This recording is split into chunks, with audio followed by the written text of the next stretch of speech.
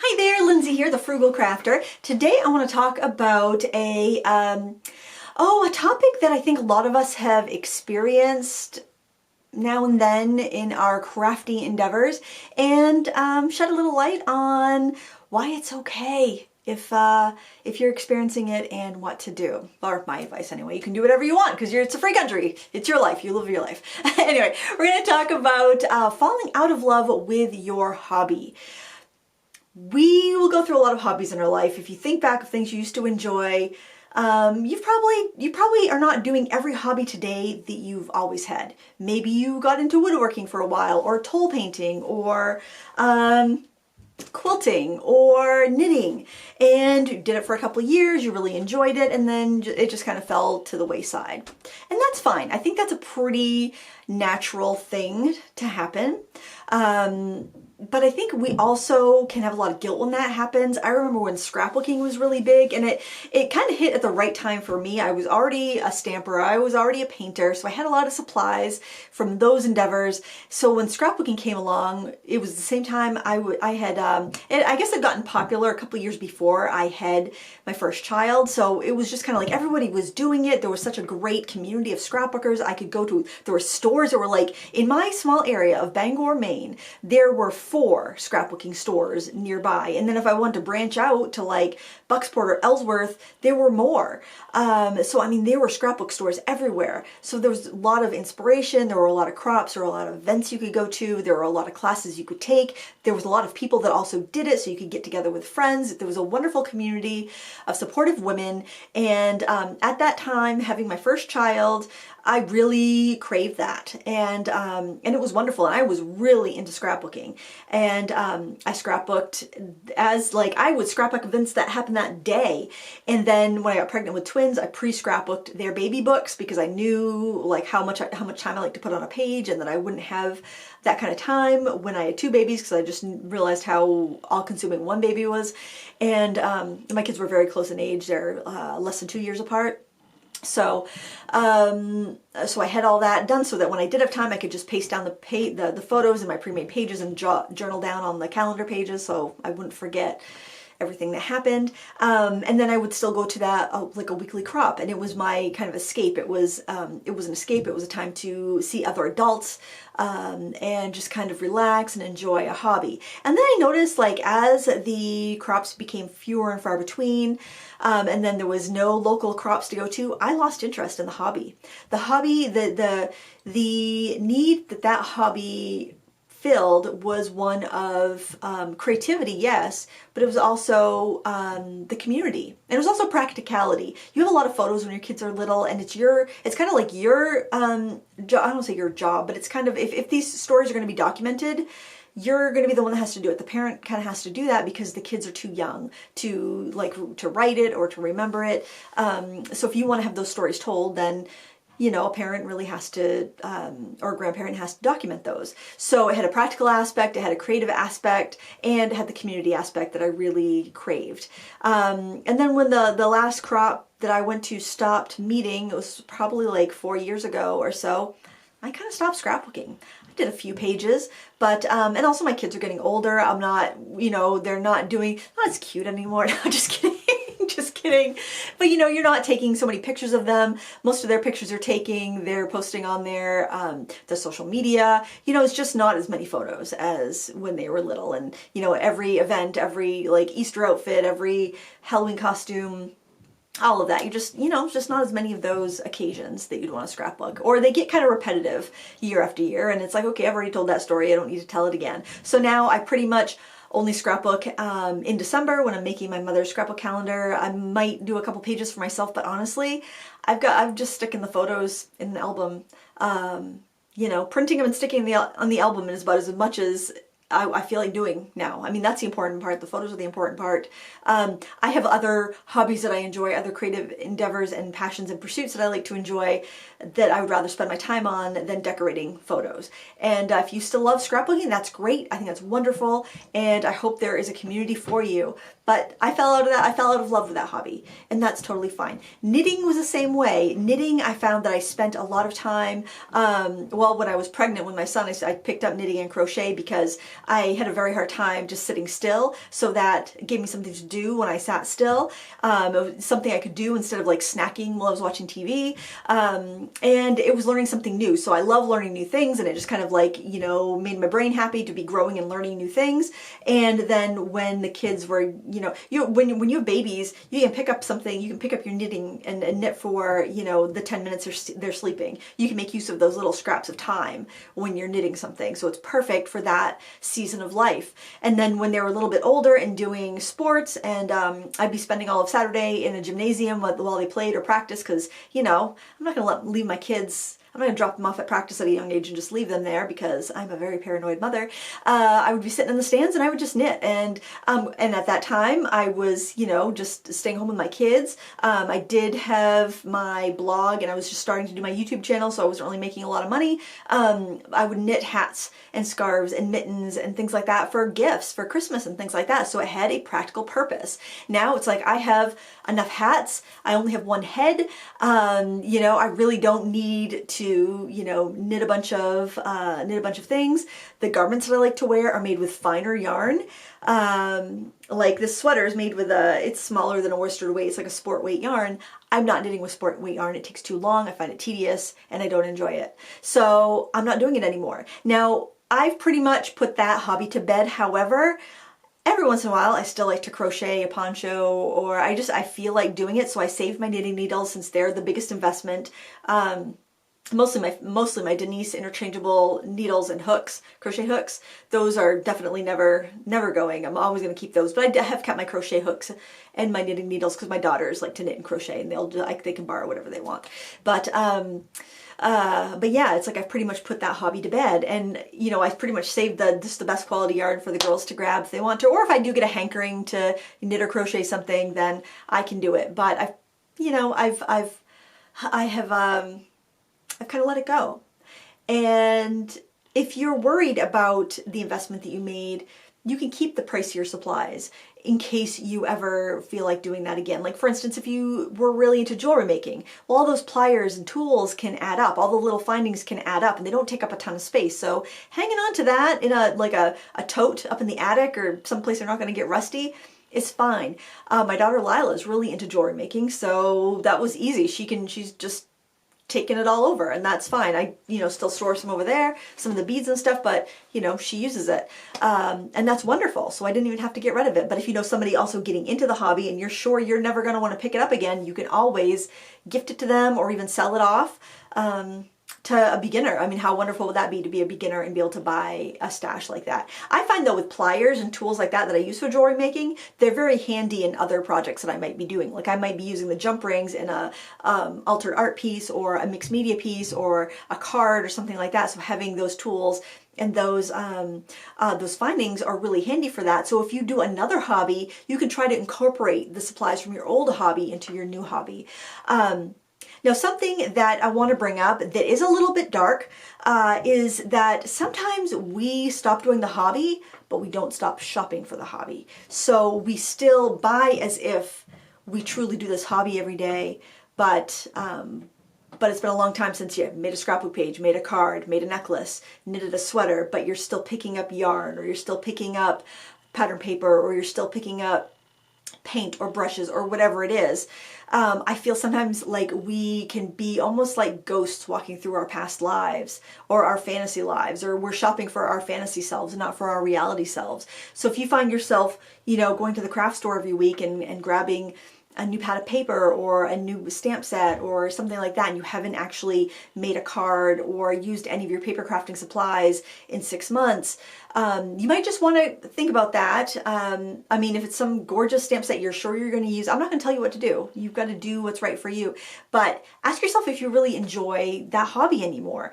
I have been slowly falling out of love with card making for the last couple of years, and that was kind of distressing because something that I always really enjoyed, stamping, just wasn't bringing me joy when I was doing it. I would be working on a card or a batch of cards and I'd be like, oh, this just feels like such a big ordeal. I wish I was done. I wish I'd finished this already. Oh my gosh, it's taking forever. And it was just feeling like a chore and not like a not like something fun to do. And so I've been like thinking the last few years, it's like, why is that my reaction to card making? Because I've enjoyed it so much. And I've built a portion of my business on card making. It's not a very significant, it's a very small portion, but still, I was doing a lot of card making videos on my YouTube channel years ago and on my blog. My blog was mostly card making tutorials at the beginning. But it was just, I was noticing that it was just feeling like a chore.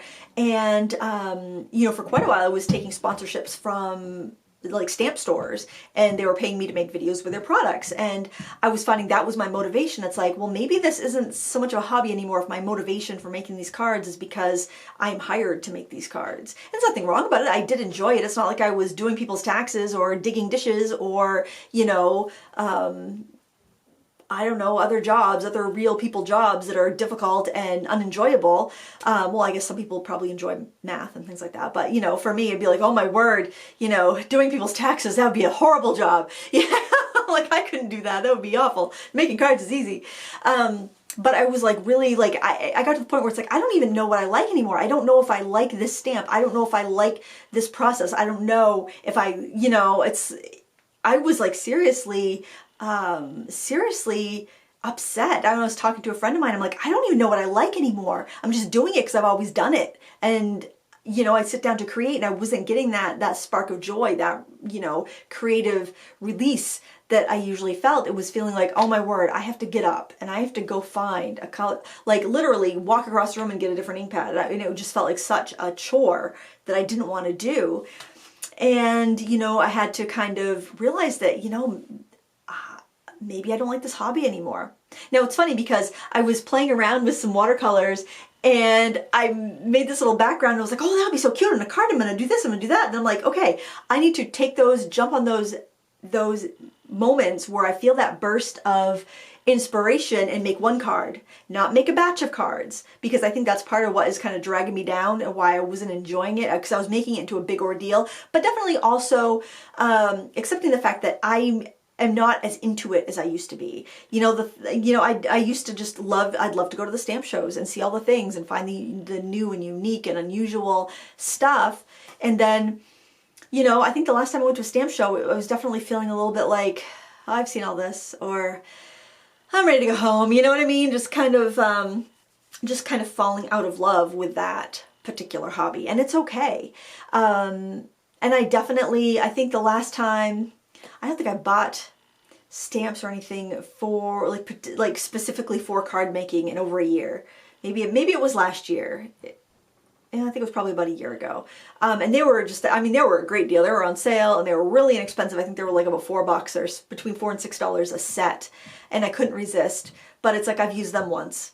When I first got them, I used them, and that's been pretty much it. I tend to get excited about the media anyway. I've always been more excited about the techniques and like the color media that I was using. Because I've been watercoloring since I was 7. I've been drawing since I was 5. I've always done like watercolors and pencils and oils and things like that. So I think that kind of excites me. I think that's why stamping excited me, and then the scrapbooking was more practical, and then card making was a way to use the scraps because I don't like to throw away stuff. So it was a way to make use of all those things. So I had a very practical bent. But now it's like, as I look at my armoire that's chock-a-block full of cards, the store that I used to sell at when I owned a business, it's kind of like, what am I going to do with all these things? I definitely do not send as many as I was making. I probably should send more, but I just don't know that many people. So it's just kind of like, and it's like, and even that would be kind of like a chore. It's like, and I think I got my Valentine's cards made because I wanted to get them in the mail that day, because it was like, if I didn't get them in the mail on Friday, they weren't going to be there for Valentine's Day. So that was like the motivation. And like the last few years for Christmas cards, I really, I had a bunch that I had already made that I used up last year. The year before, I had no interest, and my husband took one of my paintings and Vista printed it, so for our holiday cards, because I was just like, I do not have one single ounce of energy for this, or desire to do it, which is so weird, because that's something I always loved, and it was kind of like, well, what's happening to me? Why don't I love this thing I always loved?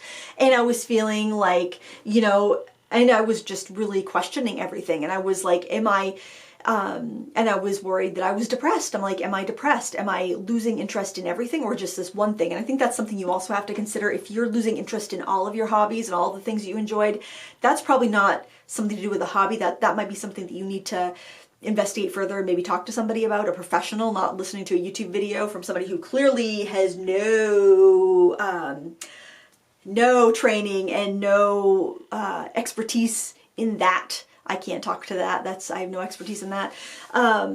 But or is it just one hobby? Is it like, well, you know, I like card making, but then I got a set of watercolors to use with some cards, and it turns out I really love watercoloring. I don't really like the card making anymore. You've evolved. You've moved over to something else. You've changed, and that is totally fine. And hopefully, what you've evolved into, you can bring some of your loved supplies with you. But if it means parting with some because they don't spark joy, they fill you with dread, or they make you feel bad because you bought them and you don't use them, well, you don't need to keep that in your life. You don't need to keep the things that make you feel guilty or feel dreadful or feel miserable. You want to let that go. You want to give it, you can give that away to somebody who will feel awesome to have it, or you could sell it and recoup some of your investment. I know some people will buy supplies thinking they'll sell them in the future and make money off of them, make a profit. You are much better keeping your money, and even in the savings account that's gonna, you know, lose money for inflation. I think you're better off than trying to buy stuff at a deal that you think you're gonna sell at a profit in the future. It might not even last. It might not, you know, be good. The stamps might get stuck to their backing. The markers might dry out. I just want to say that because I know some people do that, and I just want to be real that that's unlikely to be the case. I mean, then again, there are some art supplies that have degraded over time, and like the companies don't make them as good as they used to, and if you could find a vintage set, you could make some money on. But I mean, it's really tough to time that market. You know, that's like gambling. That's like playing the stock market, I think. Plus, I'd be so tempted to use them and not save them. But anyway, so just ask yourself, have you been stockpiling supplies and not using them? Are you buying supplies but not doing the hobby? Or are you shopping more than you're actually doing the hobby? Maybe you don't like the hobby anymore. And it's fine. It's fine to let go of a hobby that is not serving you anymore. Just kind of assess it, assess yourself and see how you're feeling, and see what you know, factually how you've spent your time and if you've done this hobby. And it could be a fact that you've kind of forgotten about it, you know, because you can get the same kind of dopamine hit, the same emotional benefit from, or no, I don't want to say benefit, I don't think it's a benefit, but you can get the same feeling from purchasing a stamp set as you do from using the stamp set. Sometimes you even get a better feeling from purchasing it, because then you've got all that potential. You're thinking about all the things that you can do with it as you're convincing yourself to buy it. You're like, I can make this card, I can make that card, I can use it for this, I can use it for that. And you're thinking about all these possibilities, and you're all excited, and you're buying it, then you're waiting for it. So you're getting all this positive feedback just on that purchasing. And then when you get it, if you make something with it and it doesn't live up to your expectations, then you feel bad. Or if it sits on your shelf and you don't use it, then you feel bad. So, I mean, it's almost like that's going to be such an amazing stamp set that you use so much for it to be, like, make you feel good and be a worthwhile expense. I'll actually show you what one of mine is. I have a little card over there where I keep all my kind of like most used things. This stamp set, it was expensive too. I don't know how much I paid. I can't remember how much I paid for it. I think it was probably between $30 or $40. It's a Stampin' Up! Stamp set. It's called the Occasions Alphabet, and it's 26 stamps, but I love it. You got a letter, like a monogram letter, and I will pair this up with some wooden frame stamps that I actually have over on my shelf over there. And it says, like, A is for apology. I'm so sorry about that. B is for baby, bouncing and beautiful. C is for congrats, so happy for you. D is for delicious. It really was. Thanks. I love this stamp set. I use this all the time. It's like per stamp investment. This is probably one of the cheapest stamp sets because of how many times I've used it versus what I paid for it. If you divide the amount of times you've used it, but what you paid for it, the cost per use on this stamp set is probably less than any of the bargain bin, dollar stamps, yard sale finds that I've bought. You know, so that gives me joy when I pick it up, when I use it. I'm like, I know it's going to be there for me. It's going to give me like what I want in a sentiment stamp. But a lot of times the stamps that I buy don't, you know, and it's like, oh, why did I buy that? You know, it's like, oh, that was so foolish. Why did I buy that? Or I'll make myself use something because I bought it, and it's almost like, maybe that's it. Because like I'll buy something and I'm like, well, you're using it because you bought it, and you told people you bought it, and you told people you were going to buy it. So they bought it too. So you need to use it in a video, because otherwise you are a big fat liar, Lindsay, and you need to be a good example for people. So, you know, that will motivate me to use some things, but then sometimes I'll be like, oh, I shouldn't have bought this. You know what I mean? It's like, this this, I bought this, now I've got to make all these cards, I have nothing to do with these cards. And maybe that's part of the problem that we as a society have to put such a practical aspect on our creativity. You know, we need to be worth it. You know, if we're going to buy this, we need to justify our purchase. We need this, you know, this thing we make to have some sort of economical value. Like, I'm going to make these cards and then I'm going to sell them, or I'm going to give them away, I'm going to mail them, or something. You know, it's like we need to turn our hobby into a hustle, turn a hobby into a side hustle, and maybe that's why we fall out of love with our hobbies. I don't know. I'm not a psychologist. I'm not a person who studies, I'm not an anthropologist, I'm not a person who studies stuff like this, but it's just something to think about.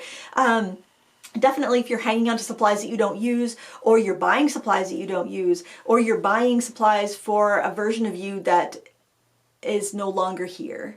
And it's sad. It's sad when something that used to bring us so much joy no longer does. It's almost, and you have to kind of go into mourning for that, I think.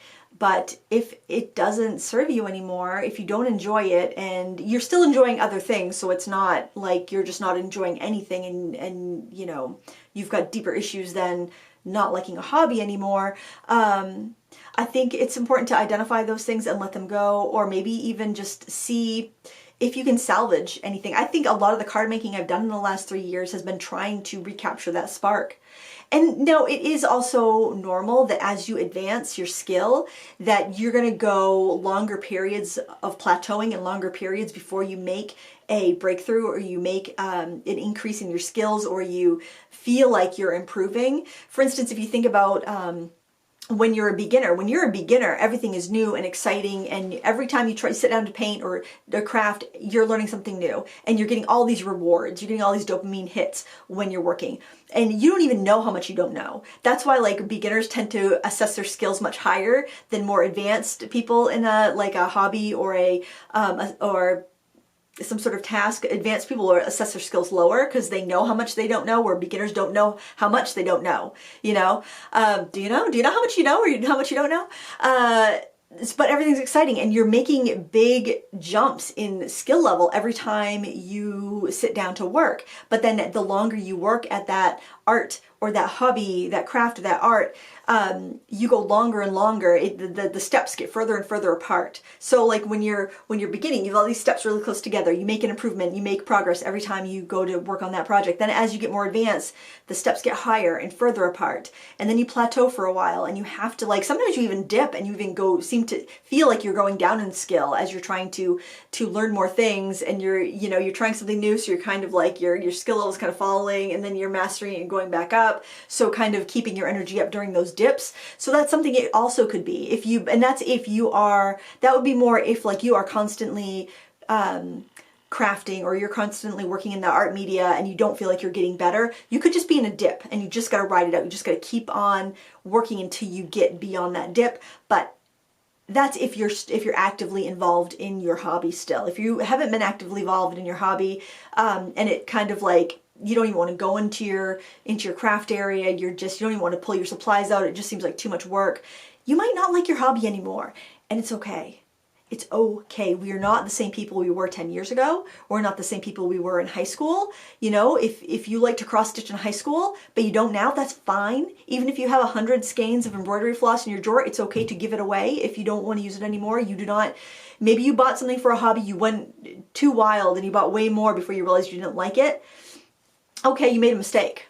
You don't have to keep paying for that by looking at it and make yourself feel bad about it every single time you see it. You know what I mean? You can use it in a new hobby, or you can get rid of it. It's fine. It's okay to fall out of love with your hobbies. Right now, card making and me, we're platonic. We got a platonic relationship, me and card making.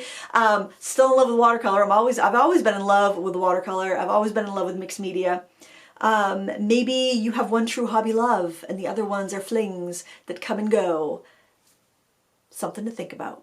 Hope you enjoyed this video. Thank you so much for watching. Let me know what you think in the comments down below, and give me a thumbs up before you go if you enjoyed this topic. I appreciate you. Thanks for watching, and we'll see you next time. Happy crafting.